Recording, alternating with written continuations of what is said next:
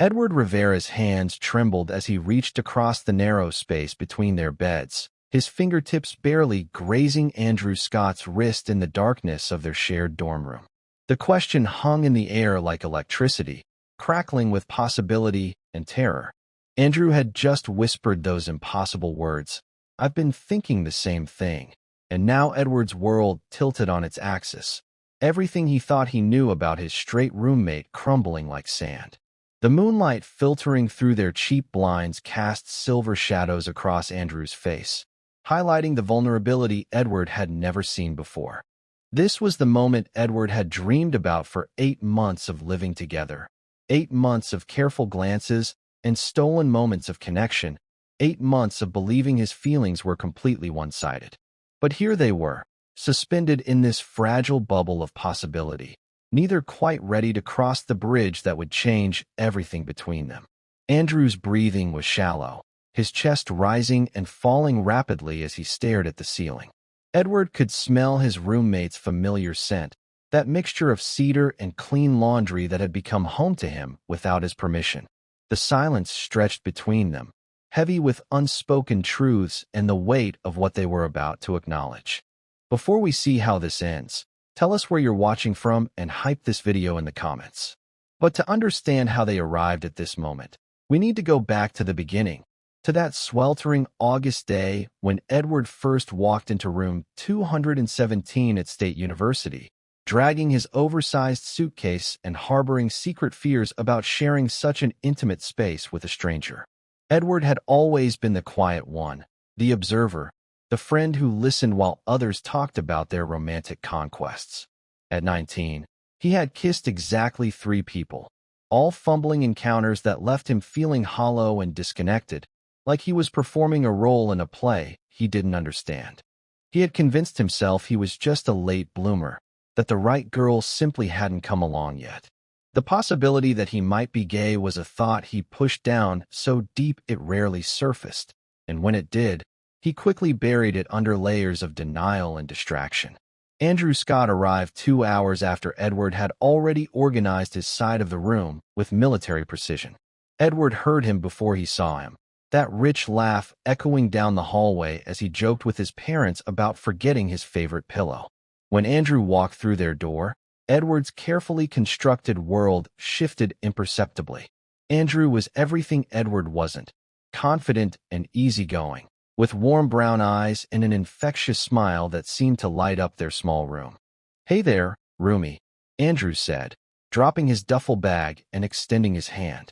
"I'm Andrew, but everyone calls me Drew. Sorry I'm late. We got lost trying to find parking." Edward shook the offered hand, noting how warm and strong Andrew's grip was, how it lingered just a moment longer than necessary. "I'm Edward.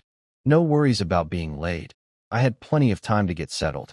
Over the next few weeks, they fell into an easy rhythm. Andrew was studying business with dreams of starting his own company someday, while Edward pursued his English literature degree with quiet determination.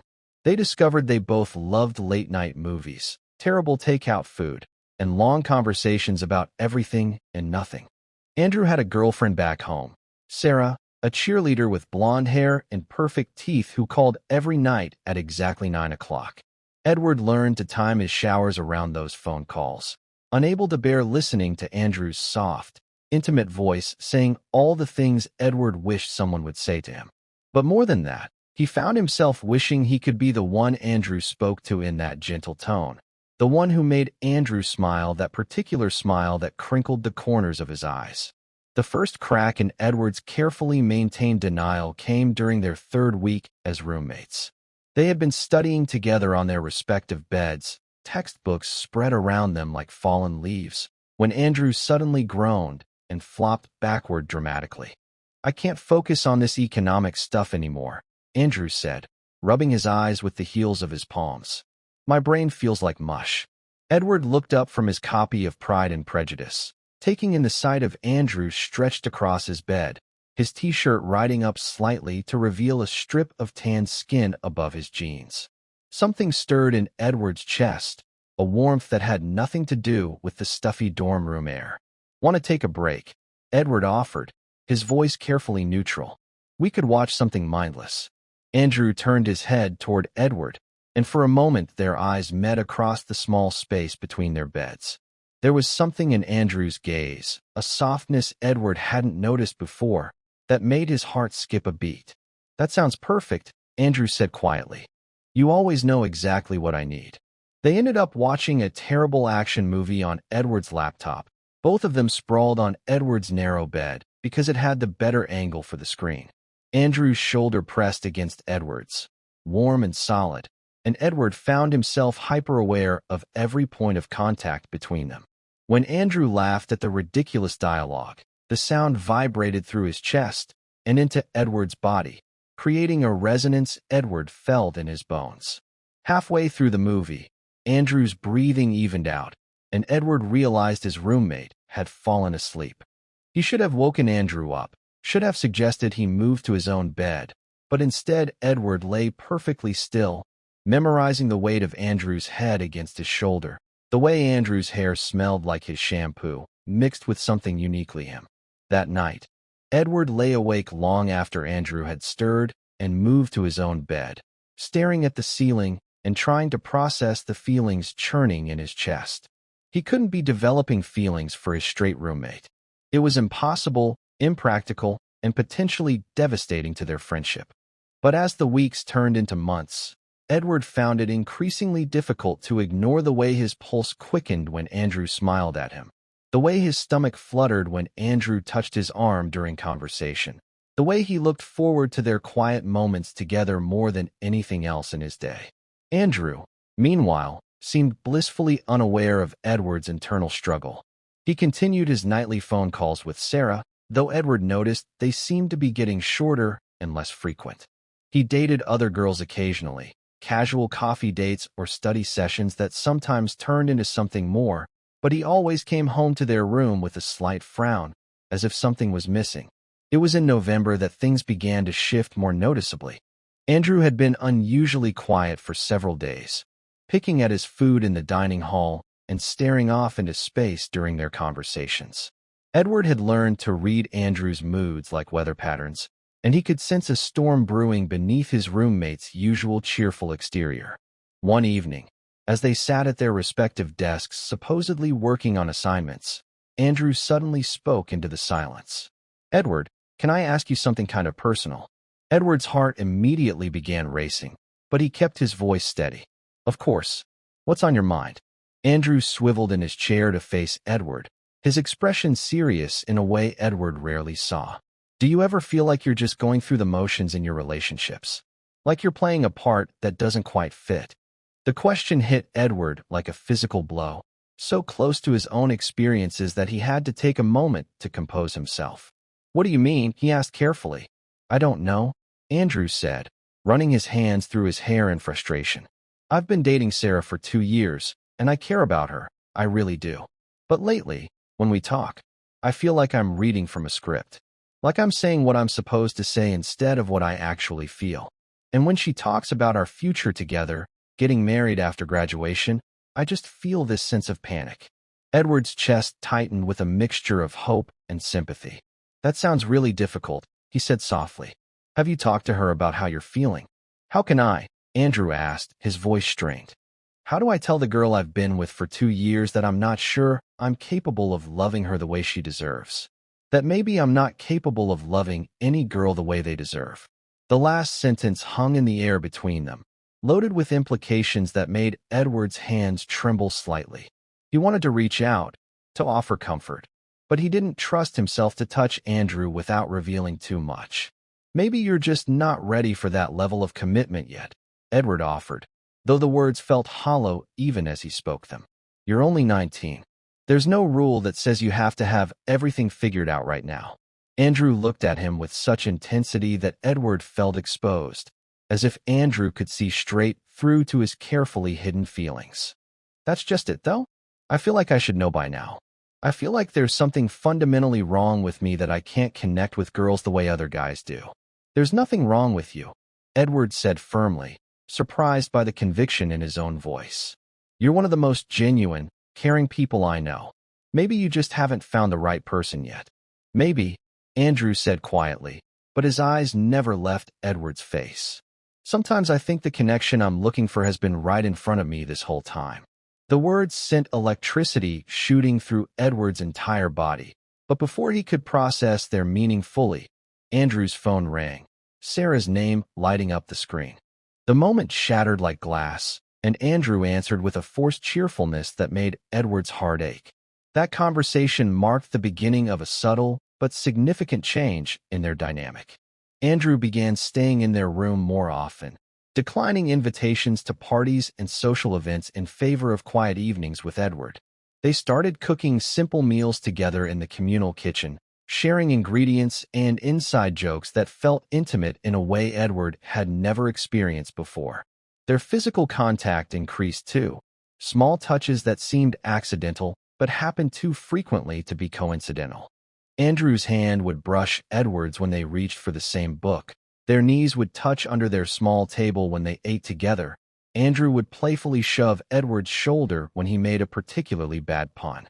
Each touch sent sparks through Edward's nervous system, and he began to wonder if Andrew felt it too. The breaking point came on a cold December evening, just before finals week. Edward was hunched over his desk, struggling with an essay about Victorian literature, when he heard Andrew's phone ring. Instead of his usual prompt answer, Andrew let it ring until it went to voicemail. When it immediately started ringing again, Andrew declined the call. "Everything okay?" Edward asked, glancing over at his roommate.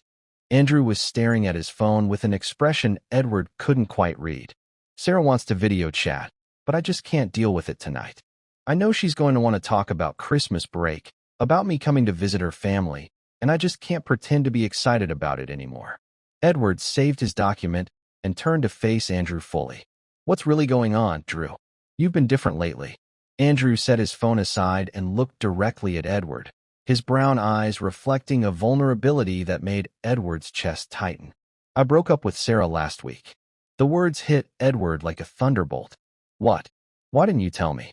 "Because I wasn't sure how to explain it," Andrew said, his voice barely above a whisper. "How do I tell my roommate that I ended a 2-year relationship because I couldn't stop thinking about someone else?" Edward's heart began pounding so hard, he was sure Andrew could hear it. "Someone else," he managed to say. Andrew stood up abruptly, beginning to pace their small room like a caged animal. "I know this is going to sound crazy, and I know it might make things weird between us, but I can't keep pretending anymore. Edward, I think I'm falling in love with you." The world stopped. Edward's vision tunneled, and for a moment he couldn't breathe, couldn't think, couldn't process what he had just heard. Andrew stopped pacing and stood in front of Edward's chair, his hands clenched at his sides. "I know you're probably freaking out right now," Andrew continued, his words tumbling over each other. "I know this isn't what you signed up for when you got assigned a random roommate. But I had to tell you because keeping it inside was killing me. Every night when I talk to Sarah, all I can think about is how much I'd rather be talking to you. When I'm with other people, I'm constantly wishing you were there. When I wake up in the morning, seeing you is the best part of my day." Edward slowly stood up, his legs unsteady. "Andrew," he whispered. "I don't expect you to feel the same way," Andrew rushed on. "I know you're straight, and I know this probably makes you uncomfortable. If you want to request a room change, I'll understand. I just couldn't keep lying to myself anymore." "Andrew," Edward said again, louder this time. Andrew stopped talking and looked at him with desperate hope mixed with terror. "I'm not straight," Edward said quietly, "and I've been in love with you since September." The silence that followed was deafening. Andrew's face cycled through disbelief, hope, and something that looked like relief so profound it was almost painful to witness. "You have?" Andrew asked, his voice cracking slightly. Edward nodded, not trusting his voice. "I've been trying so hard to hide it, to be a good friend and not make things weird. I thought you were completely straight and happy with Sarah, so I just tried to bury my feelings and be satisfied with our friendship." Andrew took a step closer, close enough that Edward could see the flecks of gold in his brown eyes. "All this time," Andrew murmured, "all this time we've been dancing around each other." Edward's hands were shaking now, the magnitude of this moment overwhelming him. "What do we do now?" he asked. Instead of answering with words, Andrew reached up and cupped Edward's face in his hands, his thumbs brushing gently across Edward's cheekbones. "Can I kiss you?" he asked softly. Edward could only nod, his heart hammering against his ribs. Andrew leaned in slowly, giving Edward time to change his mind, but Edward met him halfway, their lips touching in a kiss that was everything Edward had imagined and more. It started gentle, tentative, both of them learning the shape and taste of each other.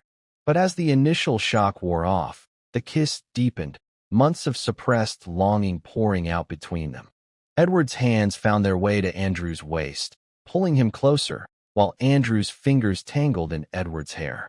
When they finally broke apart, both breathing heavily, they rested their foreheads together, neither wanting to break the spell of the moment. "Wow," Andrew whispered. "Yeah," Edward agreed, his voice hoarse. "Wow." They spent the rest of the evening talking, really talking, about everything they had been holding back. Andrew confessed that he had started questioning his sexuality months ago, that his feelings for Edward had been growing steadily, but he had been too scared to acknowledge them.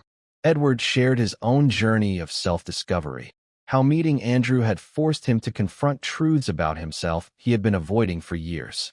"I was so scared," Edward admitted as they lay side by side on Edward's bed, not quite touching but close enough to feel each other's warmth.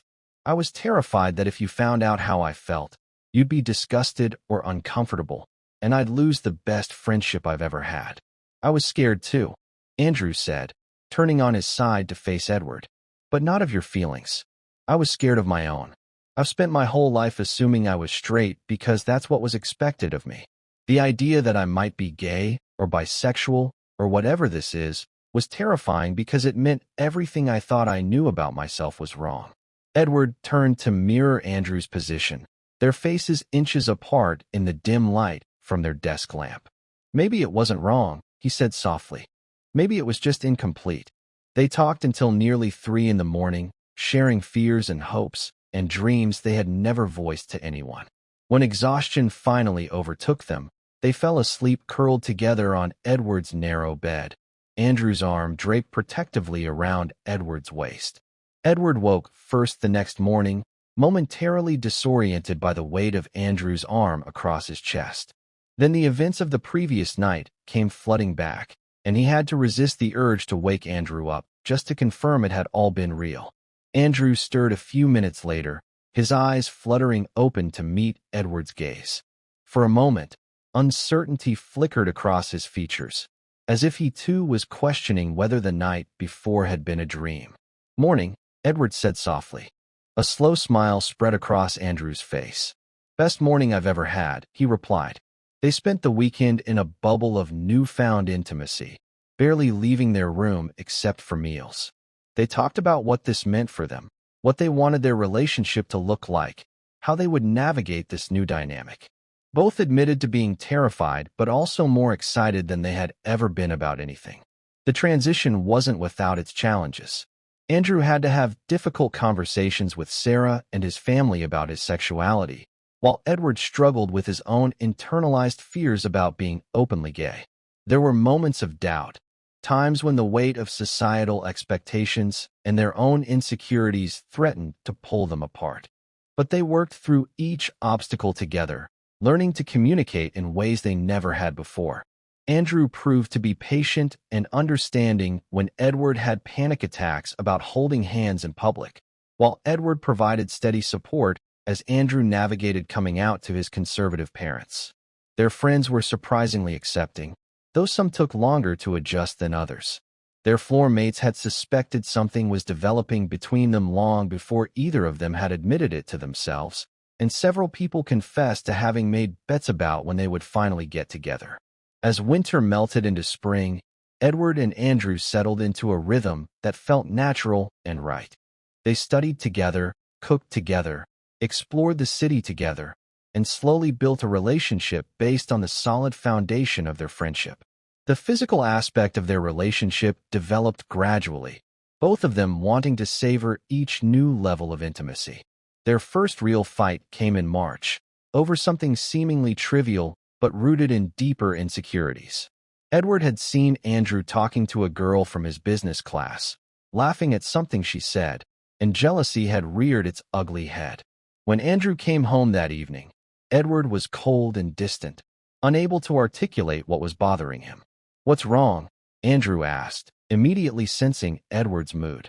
"Nothing," Edward replied, not looking up from his textbook. "Edward, come on. I know you better than that. What happened?" It took an hour of patient questioning before Edward finally admitted to his jealousy, his voice small and ashamed. "I saw you with that girl from your economics class, and I started thinking about how easy it would be for you to go back to dating girls. How much simpler your life would be if you weren't with me." Andrew was quiet for a long moment, processing Edward's words. Then he moved to Edward's bed and sat down beside him, taking Edward's hands in his own. "Edward, look at me," he said gently. When Edward reluctantly met his eyes, Andrew continued, "I'm not going anywhere. Yes, my life might be simpler if I were straight, but it wouldn't be better. It wouldn't be real. What we have is real, and it's worth every challenge we face." "But what if you change your mind?" Edward whispered. "What if this is just a phase, or experimentation, or—" Andrew leaned forward and kissed Edward softly, cutting off his spiral of self-doubt. When they separated, Andrew rested his forehead against Edward's. "I love you," Andrew said firmly. "Not because you're convenient, or because I'm confused, or because I'm rebelling against expectations. I love you because you're kind and intelligent and funny and beautiful. I love you because you see the world in ways that constantly amaze me. I love you because being with you feels like coming home." Tears pricked at Edward's eyes. "I love you too," he whispered. "I'm sorry I doubted us." "We're both going to have moments of doubt," Andrew said. "This is all new for both of us. But we'll work through them together, okay?" That fight, and the honest conversation that followed, strengthened their relationship in ways Edward hadn't expected. They learned to voice their insecurities instead of letting them fester, to reassure each other when old fears surfaced, to celebrate their love instead of hiding from it. Spring semester passed in a blur of classes, late-night conversations, and stolen moments of affection. They made plans for the summer, Andrew deciding to stay on campus for summer classes instead of going home to his still-adjusting family, while Edward got a job at the campus bookstore. Their one-year anniversary as roommates passed quietly, but they celebrated it anyway, acknowledging how much their lives had changed since that first awkward meeting in August. Edward cooked Andrew's favorite pasta dish while Andrew surprised him with a first edition of his favorite novel, a gift that left Edward speechless with its thoughtfulness. As they lay in bed that night, Edward reflected on the journey that had brought them to this point. A year ago, he had been a frightened, confused teenager trying desperately to fit into a mold that didn't suit him. Now, he was part of something beautiful and real, something worth fighting for. "I never thought I'd be this happy," Edward murmured against Andrew's shoulder. Andrew's arms tightened around him. "Neither did I, but I'm so glad we found each other." The summer brought new challenges and new joys. Without the structure of classes, they had to learn to navigate spending almost all their time together without driving each other crazy.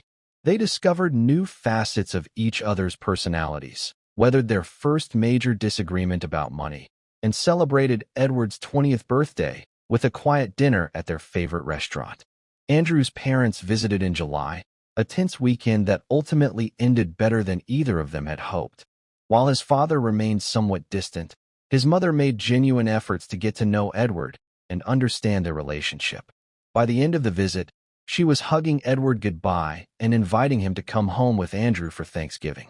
Edward's own parents had been more immediately accepting, his mother admitting she had suspected for years and was just happy to see him so content.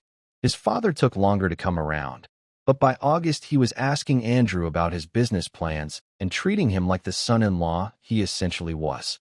As their sophomore year approached, they requested to room together again, this time as an official couple rather than random assignments. The housing office was accommodating, and they found themselves in a slightly larger room with better lighting and their own bathroom. Moving into their new space felt symbolic, a physical representation of how their relationship had evolved. They arranged their furniture thoughtfully, creating a space that belonged to both of them equally. Edward's books mingled with Andrew's business magazines. Their clothes shared closet space, their lives intertwined in countless small ways. The night before classes started, they lay in their new bed, Andrew's fingers tracing lazy patterns on Edward's chest. "Are you nervous about this year?" Andrew asked. "A little," Edward admitted. "Last year we were figuring everything out as we went along. This year feels more real somehow, like we're making a statement about our future." "Is that a bad thing?" Andrew asked, and Edward could hear the slight uncertainty in his voice. Edward turned in Andrew's arms so they were face to face. "No," he said firmly. "It's the best thing. I want a future with you, Drew. I want all of it." Andrew's smile was radiant in the darkness. "Good," he said, leaning in for a kiss. "Because I'm not letting you go anywhere." Their second year together was markedly different from their first. Gone was the tentative uncertainty, the constant questioning of their feelings and their future. In its place was a steady confidence, a deep knowledge that they had found something rare and precious. They faced new challenges, of course. Andrew's business classes became more demanding, while Edward added a creative writing minor that required significant time and energy. They had to learn to balance their individual goals with their relationship, to support each other's dreams even when it meant spending time apart. But every challenge only seemed to strengthen their bond. When Edward was stressed about a particularly difficult literature seminar, Andrew would bring him coffee and sit quietly nearby, providing comfort through his mere presence. When Andrew was overwhelmed by a group project with difficult teammates, Edward would listen to his frustrations and offer practical advice, helping him find solutions. Their physical relationship continued to deepen as well, each new level of intimacy feeling natural and right. They learned each other's bodies with the same careful attention they had always paid to each other's minds and hearts, creating a connection that was both passionate and tender. Edward often marveled at how perfectly they fit together, not just physically, but in every way that mattered. Andrew's optimism balanced Edward's tendency toward anxiety, while Edward's thoughtfulness grounded Andrew's sometimes impulsive nature. They challenged each other intellectually, supported each other emotionally, and found in each other a home that had nothing to do with geography. Winter break brought their first real test as a couple when they decided to split their time between both families. Edward was nervous about staying with Andrew's parents, but the visit went better than expected. Andrew's mother went out of her way to make Edward feel welcome, while his father gradually warmed up over the course of the week. The visit to Edward's family was easier, his parents having fully embraced Andrew as part of their family. Edward's younger sister, Maria, seemed particularly taken with Andrew, following him around and asking endless questions about his business studies. Watching Andrew patiently answer her questions and include her in their conversations made Edward fall in love with him all over again. Spring semester brought talk of the future in more concrete terms. Andrew was considering applying for internships that summer, while Edward was thinking about study abroad programs. The idea of spending months apart was daunting, but they approached it with the same open communication that had served them well in other challenges. "I don't want to hold you back from opportunities," Andrew said one evening as they discussed their options. "If there's a program you want to do, you should apply." Edward looked up from the study abroad brochures spread across his desk. "What about us, though? What about our relationship?"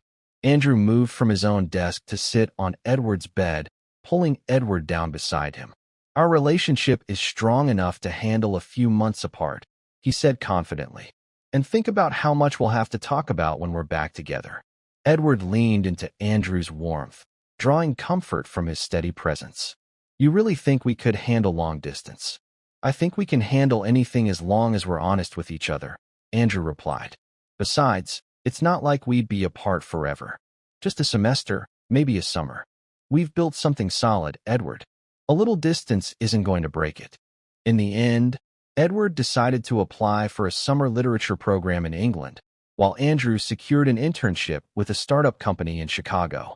The decisions felt right individually, but the reality of their first extended separation loomed large as spring turned to summer. Their last night together before Edward's departure was bittersweet. They made dinner together in their small kitchen, savoring the domestic routine they had perfected over nearly 2 years together. Afterward, They walked around campus, visiting the places that had become significant in their relationship story. "This is where I first realized I was falling in love with you," Andrew said as they sat on the bench outside the library where they had spent countless hours studying together. Edward leaned against Andrew's shoulder, breathing in his familiar scent. "When was that exactly?" "Remember that night in October when you were stressed about your Victorian literature midterm, and I brought you coffee and just sat with you for 3 hours without saying a word? You were so focused, so passionate about your work, and I just watched you and thought, this is the person I want to spend my life with." Edward's eyes filled with tears. "I remember that night. I kept thinking about how lucky I was to have you in my life, how much better everything was when you were around." They held each other close that night, memorizing the feeling of being together, trying to store up enough warmth and love to sustain them through the coming separation. The summer apart was harder than either had anticipated. Video calls helped, but there was no substitute for physical presence, for the countless small interactions that made up their daily life together. Edward threw himself into his studies, exploring London's literary history and writing prolifically about his experiences. Andrew immersed himself in the startup world, learning about entrepreneurship and making connections that would serve him well in his future career. But underneath their individual growth and achievements ran a constant current of missing each other. Edward would see something beautiful or interesting and reach for his phone to text Andrew before remembering the time difference. Andrew would have a breakthrough moment at work and want to share it immediately with the person who understood his ambitions better than anyone. Their reunion at the end of August was everything they had hoped for and more. Edward spotted Andrew waiting at the airport gate and ran to him, not caring who saw their emotional embrace. They held each other for long minutes, both of them crying with relief and joy. "You're really here," Andrew whispered against Edward's ear. "I'm really here," Edward confirmed, pulling back to look at Andrew's beloved face. "God, I missed you so much." The drive back to campus was filled with chatter as they tried to catch up on everything that couldn't be conveyed through phone calls and messages.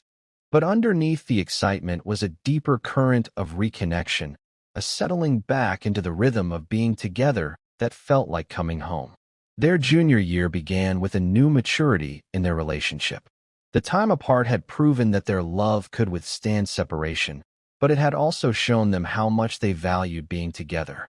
They approached their studies with renewed focus, but they also made sure to prioritize their relationship, to never take for granted the gift of their daily life together. Edward's writing flourished under the influence of his summer abroad, and he began seriously considering graduate school in creative writing.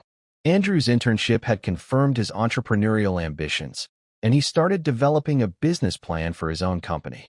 They supported each other's dreams while building their own together, talking more seriously about their long-term future as a couple. The conversation about life after graduation began in earnest during the spring of their junior year. They had been together for nearly 3 years, and the question of what came next felt both exciting and terrifying. "I've been thinking about graduate school," Edward said one evening as they walked hand in hand through the campus quad. "There are some great MFA programs I could apply to." "Where?" Andrew asked, though his tone suggested he already knew this conversation would be complicated. Edward listed several schools, most of them far from where Andrew was planning to start his business. They walked in silence for a while, both processing the implications. "We'll figure it out," Andrew said finally. "Whatever happens, we'll make it work." But Edward could hear the uncertainty in his voice, the same uncertainty he felt in his own heart. They had navigated challenges before, but this felt different, bigger, more consequential. The spring passed in a blur of applications and interviews, both of them pursuing their individual goals while trying to maintain their connection. Edward was accepted to several MFA programs, including his top choice at a prestigious university 3 states away. Andrew's business plan was gaining traction with potential investors, but it required him to stay local to maintain those relationships. For the first time since they had gotten together, their futures seemed to be pulling them in different directions. The night Edward got his acceptance letter to his dream program, they sat in their room staring at the email on his laptop screen. It was everything Edward had worked toward, the opportunity he had dreamed of since high school. But accepting it would mean leaving Andrew behind, potentially for years. "This is incredible," Andrew said, though Edward could hear the forced enthusiasm in his voice. "This is exactly what you wanted." Edward closed the laptop and turned to face Andrew. "What I want is you," he said quietly. "What I want is us." Andrew took Edward's hands in his own. "And you'll have us. This doesn't change anything between us." But Edward could see the doubt in Andrew's eyes, the same doubt that was eating at his own heart. Long distance was one thing for a summer, but graduate school was a multi-year commitment. And Andrew's business was just getting started, requiring his full attention and presence. They spent weeks discussing their options, exploring every possible solution. Could Andrew move with him? Could Edward defer for a year? Could they maintain a long-distance relationship for 2 or 3 years? Every option seemed to require significant sacrifice from one or both of them. The decision ultimately came down to a simple question Andrew posed one night as they lay in bed, both of them staring at the ceiling. "What do you think you'll regret more?" he asked quietly. "Taking this opportunity and seeing what happens with us, or staying here and always wondering what you might have accomplished?" Edward was quiet for a long time, considering the question seriously. "I think I'd regret not taking the chance," he admitted finally. "But I'd also regret losing you."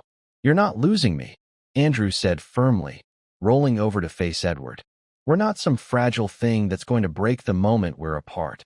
We're Edward and Andrew. We've been through too much together to give up now." Edward wanted to believe him, wanted to trust that their love was strong enough to survive whatever came next.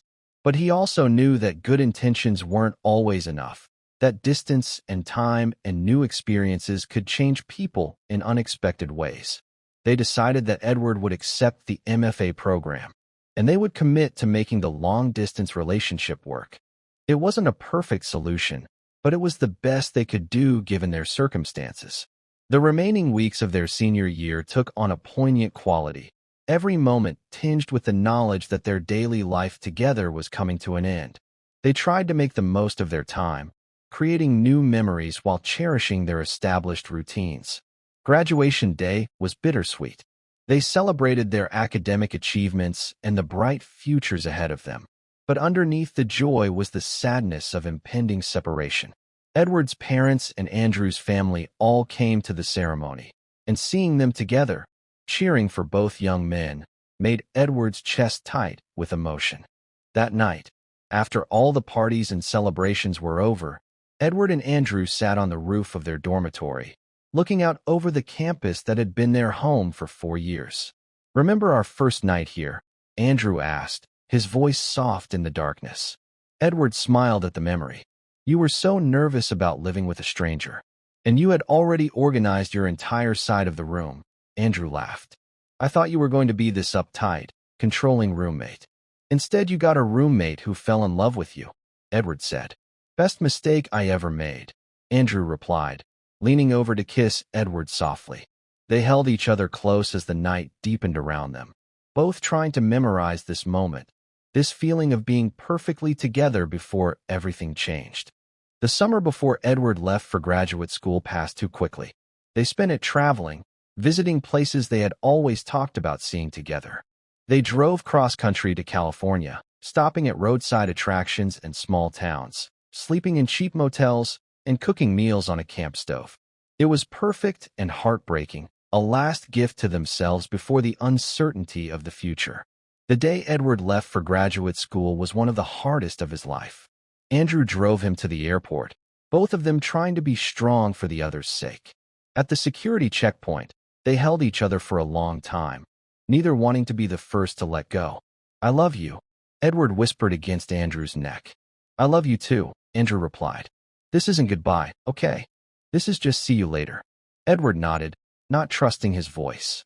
He forced himself to walk through security without looking back, knowing that seeing Andrew's face would break his resolve.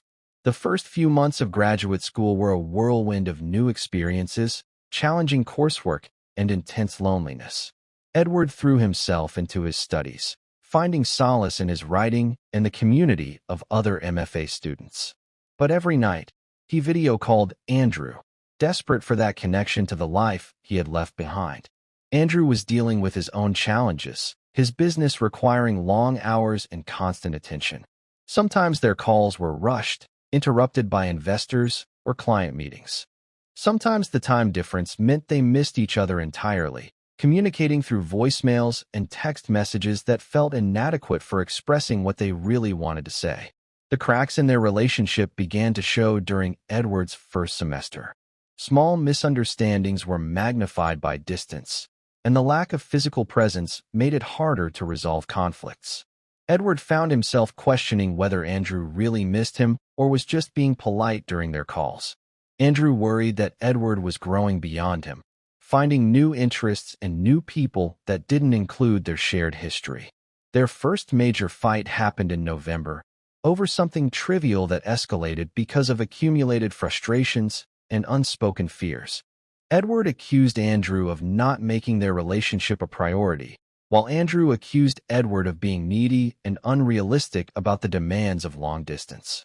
They didn't speak for 3 days after that fight, both too proud and hurt to reach out first. When they finally did talk, the conversation was stilted and careful, both of them afraid of triggering another argument. "Maybe we need to take a break," Andrew said quietly during that call, and Edward felt his heart shatter. "A break," Edward repeated, the words feeling foreign in his mouth. "Just to figure things out," Andrew said quickly.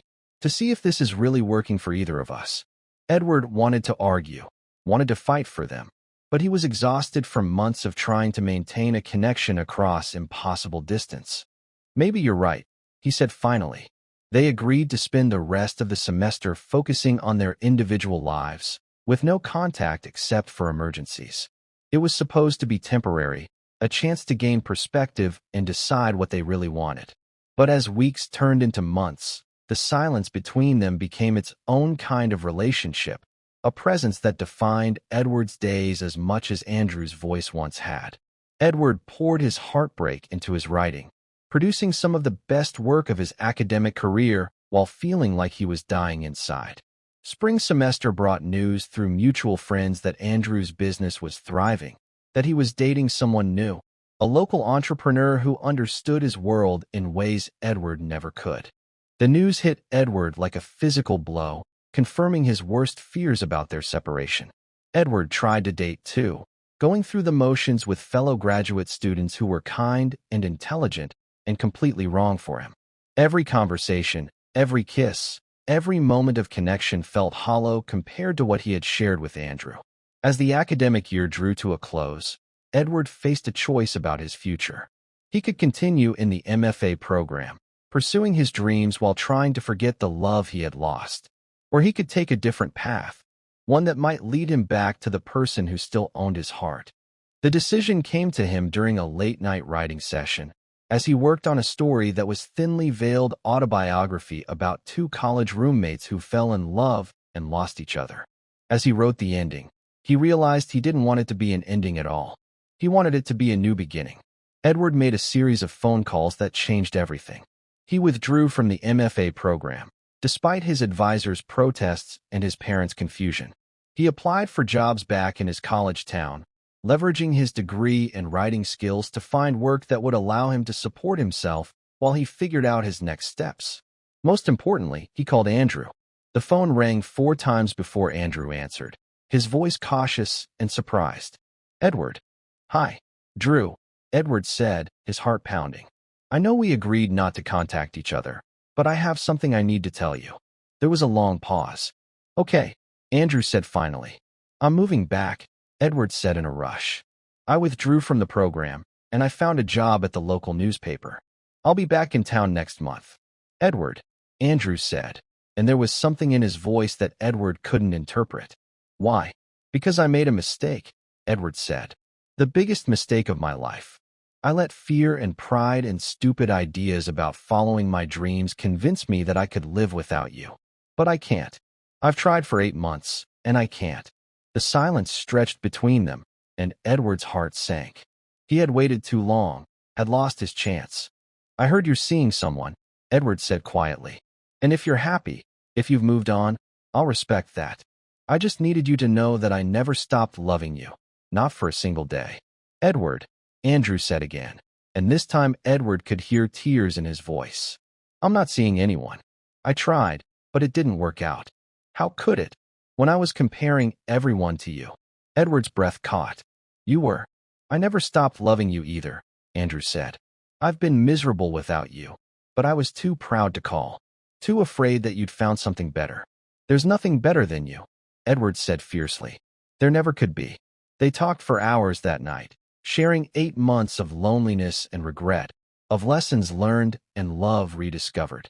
They made plans for Edward's return, tentative at first, but growing more confident as they remembered how to be themselves with each other. Edward's return to town was nothing like his departure had been. This time, Andrew was waiting at the airport with a sign that read "Welcome Home," and when Edward saw him, he ran across the terminal without caring who was watching. They kissed in the middle of the airport, surrounded by strangers and completely oblivious to anything but each other.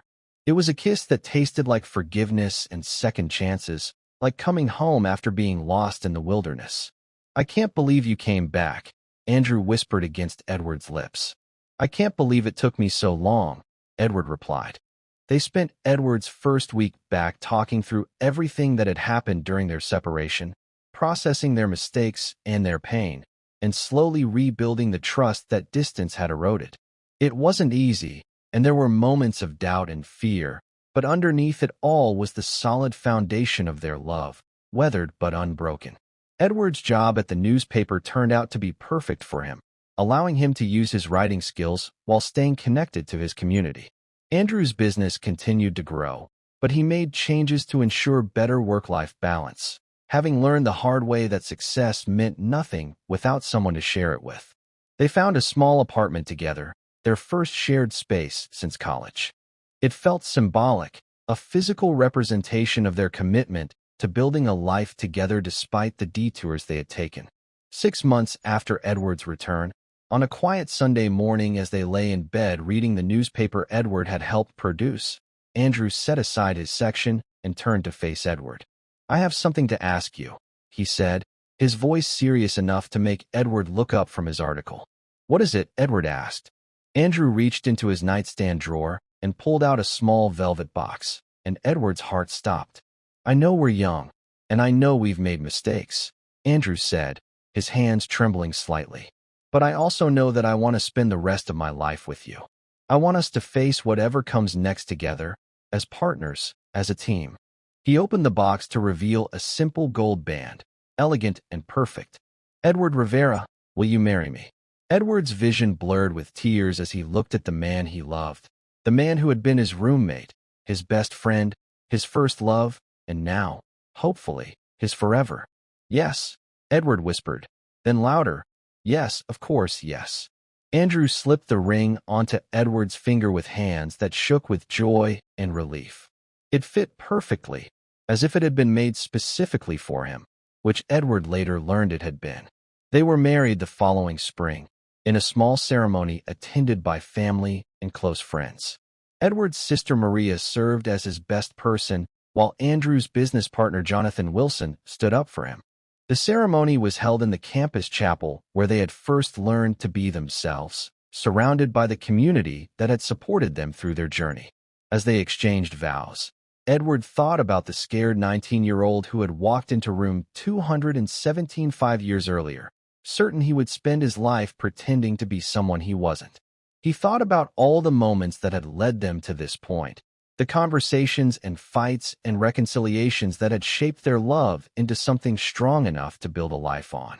Andrew's vows spoke of partnership and growth, of loving someone enough to let them chase their dreams, and loving them enough to welcome them home when those dreams led them back to you. Edward's vows spoke of finding home in another person, of the courage it took to be vulnerable, and the grace required to forgive and be forgiven. When the officiant pronounced them married, they kissed as the sun streamed through the chapel windows, surrounded by the cheers and tears of everyone who had watched their love story unfold. The reception was held in the same dining hall where they had shared countless meals as students, now decorated with flowers and filled with laughter. During their first dance, Andrew whispered in Edward's ear, Remember when you thought I was straight? Edward laughed, pulling Andrew closer. Remember when you thought you were straight? Best mistake we ever made, Andrew said, echoing his words from their graduation night years before. As they swayed together, Edward reflected on the journey that had brought them to this moment. It hadn't been easy, and he knew the future would bring its own challenges.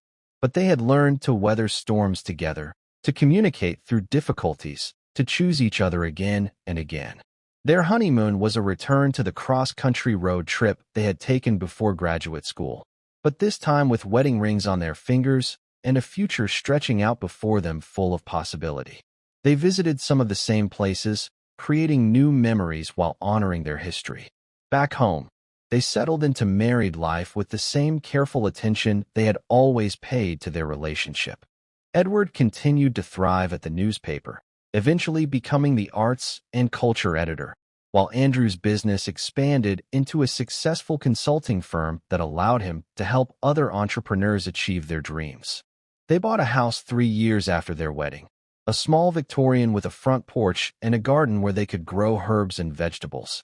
Edward set up a writing space in the sunroom, while Andrew converted the basement into an office where he could work from home when needed. Their life together was everything Edward had dreamed of during those lonely nights in graduate school.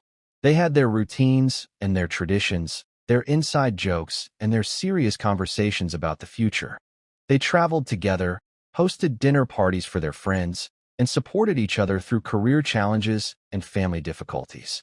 When Edward's father had a heart attack during their 5th year of marriage, Andrew was the one who drove them to the hospital and sat with Edward during the long hours of surgery. When Andrew's mother was diagnosed with cancer, Edward took time off work to help care for her, earning her eternal gratitude and deepening his bond with Andrew's family. They talked about having children someday, exploring options for adoption or surrogacy. They talked about growing old together, about the dreams they still wanted to pursue and the places they still wanted to see. Every conversation reinforced Edward's certainty that he had made the right choice in coming home, in choosing love over ambition, partnership over independence. On their 7th wedding anniversary, they returned to their old college campus for an alumni weekend. Walking through the quad where they had first held hands, sitting in the library where they had studied together, visiting their old dorm room that now housed 2 new students beginning their own journey, Edward felt overwhelmed with gratitude for the path his life had taken. "Do you ever wonder what would have happened if we hadn't been assigned as roommates?" Andrew asked as they sat on their old bench outside the library. Edward considered the question seriously. "Sometimes," he admitted. "But then I remember that some things are just meant to be. We found each other because we were supposed to find each other." Andrew squeezed Edward's hand. "I used to think that was just romantic nonsense, but now I think you're right. Out of all the possible roommates, all the possible lives we could have lived, we got this one. We got each other." They sat in comfortable silence, watching current students hurry past with their backpacks and their dreams, their fears and their hopes. Edward thought about the scared young man he had been, convinced he would never find love or acceptance, never find someone who would see him completely and love him anyway. Now, at 31, he was married to his best friend, successful in his career, surrounded by family and friends who supported and celebrated their relationship. It hadn't been the path he had originally planned, but it had been perfect in its imperfection, beautiful in its complexity.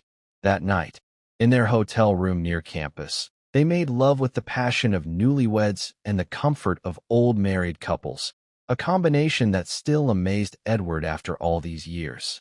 Afterward, as they lay tangled together in the unfamiliar bed, Andrew traced patterns on Edward's chest the way he had done since their very first night together. "I love our life," Andrew murmured against Edward's shoulder. "So do I," Edward replied, pressing a kiss to the top of Andrew's head. "So do I." As they drifted off to sleep, Edward thought about the 19-year-old who had walked into room 217 with his carefully organized suitcase and his hidden fears. That young man could never have imagined the life Edward was living now, the love he had found, the happiness that filled his days. But maybe, Edward thought as sleep claimed him, that scared teenager had known something after all. Maybe when he had shaken Andrew's hand that first day and felt that spark of connection, some part of him had recognized his future, his home, his heart. The next morning brought sunshine and the promise of another day together, another day in the life they had built from friendship and love, from mistakes and forgiveness, from the simple miracle of two people choosing each other again and again. Edward woke first, as he often did, and lay quietly watching Andrew sleep, marveling at the way the morning light caught the silver that was just beginning to thread through his husband's hair. They weren't the young men who had first fallen in love in a college dorm room, but they were better versions of themselves, seasoned by experience and deepened by time. Andrew's eyes fluttered open, and he smiled when he saw Edward watching him. "Morning," he said, his voice rough with sleep. "Morning," Edward replied, leaning down for a gentle kiss. "Ready to go home?" Andrew stretched, then pulled Edward closer. "I am home," he said simply. "Wherever you are, that's home for me." And there it was, Edward thought, the truth that had sustained them through everything. Home wasn't a place, it was a person. It was this man who had been his roommate, his friend, his lover, his husband. It was the life they had built together, the future they were still creating, the love that grew stronger with each passing year. They packed their bags and checked out of the hotel, but before leaving campus, they made one more stop. Standing outside their old dormitory, they looked up at the window of room 217, where their love story had begun. "Thank you," Edward said quietly, not sure if he was addressing the building, the universe, or just the chain of coincidences that had brought them together. Andrew understood, as he always did. "Thank you," he echoed, taking Edward's hand. They walked back to their car together, fingers intertwined, wedding rings catching the sunlight. As they drove away from campus, Edward felt a sense of completion, of a circle closing and a new one beginning. They had honored their past, celebrated their present, and were driving toward their future, together as they always had been, together as they always would be. The road stretched out before them, familiar and welcoming, leading them back to the life they had built, the home they had made, the love that had sustained them through everything. Edward settled back in his seat, Andrew's hand warm in his, and smiled at the endless possibilities that lay ahead. In his pocket, his phone buzzed with a text from his editor about a story assignment, while Andrew's phone showed messages from clients and business partners. Their lives were full and busy, demanding and rewarding.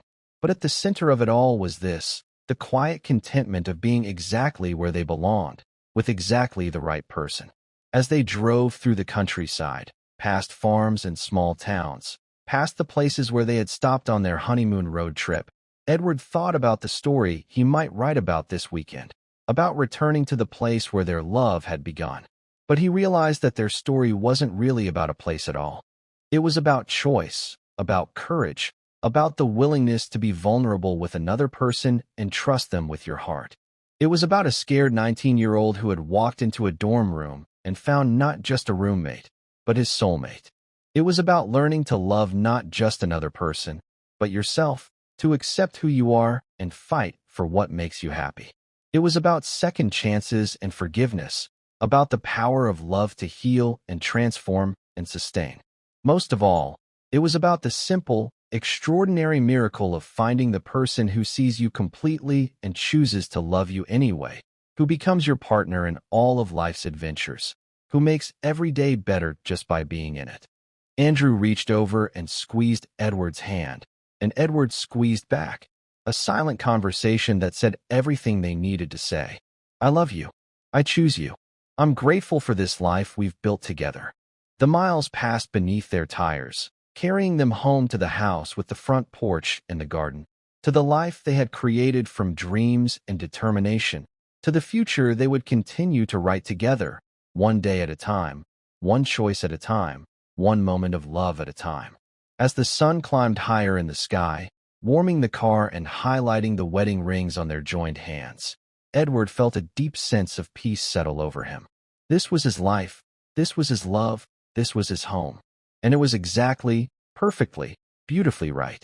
The highway curved ahead, leading them toward whatever came next, and Edward Rivera and Andrew Scott drove toward it together, as they had faced everything else in their 8 years of loving each other, hand in hand, heart to heart, home to home.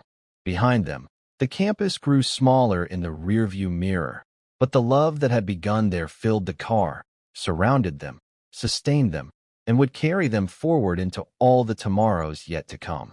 It was a love born of friendship and nurtured by trust, tested by distance and strengthened by reunion, blessed by family and celebrated by community.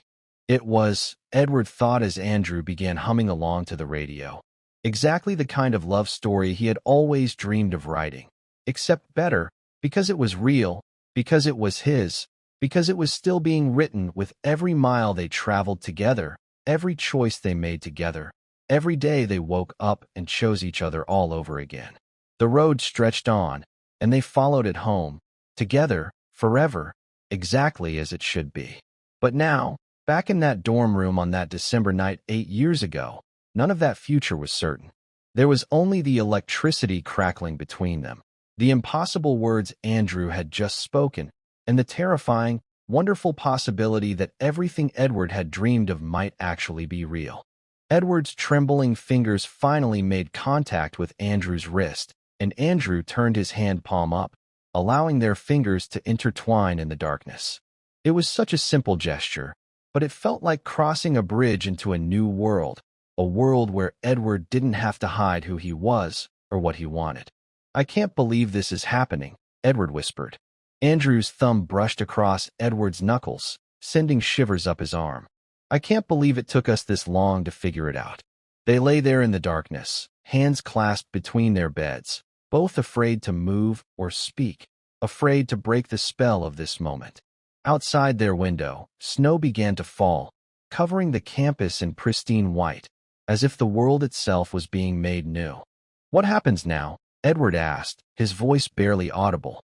Andrew turned on his side, and even in the dim light, Edward could see the smile on his face, the wonder and joy and love that transformed his features.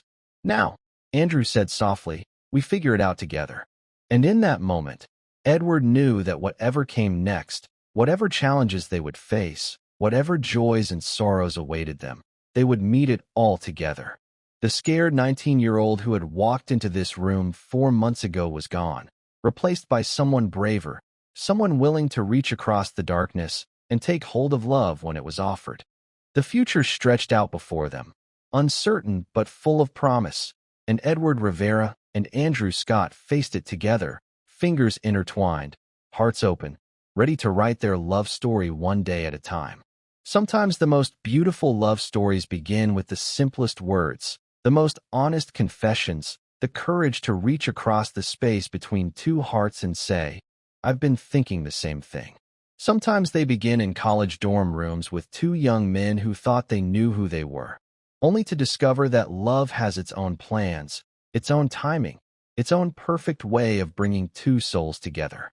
And sometimes, if you're very lucky, they begin with a roommate assignment that changes everything, a friendship that becomes something more, and the realization that home isn't a place at all, but the person lying in the bed next to yours, whispering your name in the darkness like a prayer, like a promise, like the beginning of forever. The snow continued to fall outside their window, blanketing the world in silence and possibility, as Edward and Andrew held each other's hands and began to dream of all the tomorrows that stretched out before them, bright and beautiful, and theirs to write together. In the morning, they would have to figure out how to navigate this new reality, how to be roommates and something more, how to balance friendship and romance, how to build something lasting from the foundation of what they had already created. But tonight, in the quiet darkness of room 217, it was enough to hold hands and whisper confessions and know that they had found in each other something rare and precious and worth fighting for. The last thing Edward remembered before sleep claimed him was the feeling of Andrew's thumb tracing gentle circles on his palm, a touch that spoke of tenderness and promise, of love given and received, of two hearts finally beating in perfect synchronization. And in his dreams, he saw their future stretching out like a golden road, filled with laughter and tears, challenges and triumphs, Ordinary moments and extraordinary love, all of it shared with the person who had started as a stranger assigned by chance and had become the most important person in his world. When morning came, they would begin the beautiful, complicated work of turning possibility into reality, of building a love that could withstand anything life threw at them. But that night, in the space between sleeping and waking, between dreaming and reality, between what was and what could be, Edward Rivera and Andrew Scott held each other's hands and knew that they had found something worth everything. The snow fell softly outside their window, covering the world in white, as if nature itself was celebrating this moment of connection, this beginning of forever, this simple miracle of two people finding each other in a world of infinite possibilities and choosing to hold on tight. And they did hold on, through that night and all the nights that followed, through college and separation and reunion, through proposals and weddings, and all the ordinary, extraordinary days of a life built together. Always remembering that it all began with a question asked in darkness, an answer given in hope, and the courage to reach across the space between two hearts and say, "I've been thinking the same thing too."